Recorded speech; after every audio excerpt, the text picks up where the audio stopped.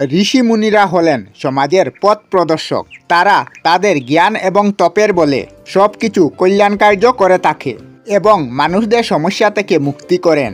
প্রাচীনকাল থেকে ভারতবর্ষের মুনি ঋষিদের অবদান অপরিহার্য। হিন্দু ধর্মের প্রত্যেক বৈদিক গ্রন্থে মুনি ঋষিদের কথা তুলে ধরা হয়। কিন্তু আপনারা কি জানেন, এই মুনি, ঋষি, সাধু, সন্ত, সন্ন্যাসী, ব্রহ্মচারী ইনারা সবাই আলাদা আলাদা। ইনাদের মধ্যে কি কি পার্থক্য রয়েছে আজকের ভিডিওতে আমরা জানব। নমস্কার বন্ধুরা, বিধায়কনাথ বাপ্পা চ্যানেলের আরেকটি নতুন ভিডিওতে আপনাদের সবাইকে স্বাগত জানাই। আর আমি আপনাদের সাথে আছি বিধায়কনাথ।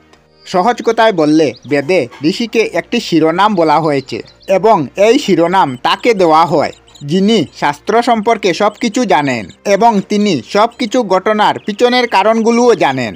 ওইদিকে মুনি শব্দ একটি সংস্কৃত শব্দ থেকে লওয়া হয়েছে, যার অর্থ হলো চিন্তা করা। মুনি তাদেরকে বলা হয় যিনারা খুব গভীরভাবে চিন্তা করেন এবং তাদের চিন্তাধারা আমাদের সাধারণ মানুষ থেকে উন্নত হয়।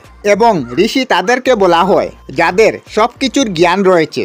তাদের মুখ থেকে বলা কথা কখনো মিথ্যা হয় না। এই জন্য তাদের দেওয়া অভিশাপ এবং বরদান কখনো ব্যর্থ হয় না। যেমন ঋষি দুর্বাসার দেওয়া বরদানের কারণেই কুন্তী, কর্ণ, যুধিষ্ঠির, ভীম ও অর্জুনের প্রাপ্তি হয়েছিল। ঋষিদের আমরা বৈদিককালের বৈজ্ঞানিকও বলতে পারি। যেমন বর্তমানে বৈজ্ঞানিকদের বলা কথা কেউ অস্বীকার করে না, তেমনি এই প্রকার সনাতন ধর্মে কয়েক হাজার বছর পূর্বে ঋষিদের বলা কথা অমান্য করতেন না। হিন্দু বৈদিক ধর্মে 4 প্রকার ঋষির বর্ণনা দেওয়া আছে। প্রথম মহাঋষি, যিনি ঋষিদেরও ঋষি ছিলেন। দ্বিতীয় রাজ ঋষি, যদি কোনো রাজা ঋষিদের মতো জ্ঞান অর্জন করেন তবে তাদেরকে রাজঋষি বলা হয়। তৃতীয় দেব ঋষি, যদি কোনো দেবতা ঋষিদের মতো জ্ঞান অর্জন করেন তবে তাদেরকে দেব ঋষি বলা হয়। যেমন নারদ মুনি, যিনি একজন দেব ঋষি ছিলেন। চতুর্থ ব্রহ্ম ঋষি। ব্রহ্ম ঋষি তারা যাদের কাছে অপার আধ্যাত্মিক জ্ঞান হয়। যেমন ব্রহ্ম ঋষি বৈশিষ্ট্য এবং ব্রহ্ম ঋষি বিশ্বামিত্র, যিনি শ্রী রামচন্দ্রের গুরু ছিলেন। এখন আমরা আলোচনা করব সাধু ও সন্তদের মধ্যে কি পার্থক্য রয়েছে। আমাদের হিন্দু গ্রন্থে সাধু ওই পুরুষকে বলা হয় যিনি সর্বদা সঠিক পথ অনুসরণ করে চলেন, যিনি কখনো কারু খারাপ কিছু করেন না।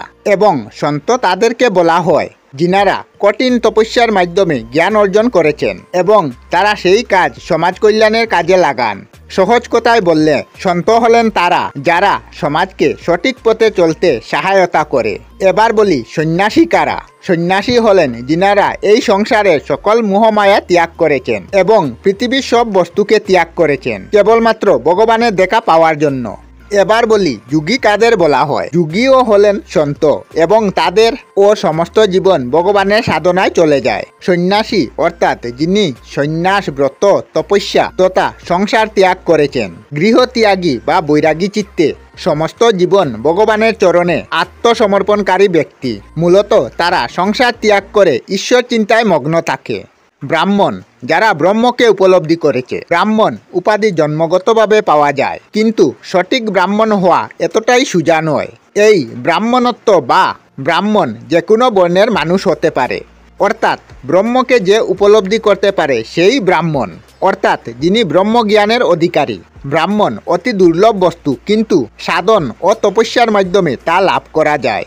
কেউ ব্রাহ্মণ হয়ে জন্মগ্রহণ করে না, তা এখানে অর্জন করতে হয়, তবে তাকে ব্রাহ্মণ বলে মানা হয়। ব্রহ্মচারী কথাটির অর্থ যিনি সংযমী হয়ে গুরুগৃহে বেদ অধ্যয়ন করেন এবং নিজ ইচ্ছায় বিবাহ ত্যাগ করাকে বুঝায়। ব্রহ্মচারী শব্দের অর্থ হল সাত্ত্বিক জীবনযাপন করা ও ব্রহ্মচারী ধর্ম পালন করা। যেমন বাবা লোকনাথ ছিলেন একজন ব্রহ্মচারী। আমরা আমাদের চ্যানেলে সব ধরনের ভিডিও আপলোড করি, যেমন ব্লগ, নিউজ, কুকিং ভিডিও, ধার্মিক আলোচনা ইত্যাদি। যদি আপনারা এই ধরনের ভিডিও দেখতে পছন্দ করেন তাহলে এই চ্যানেলটি নিশ্চয়ই সাবস্ক্রাইব করবেন।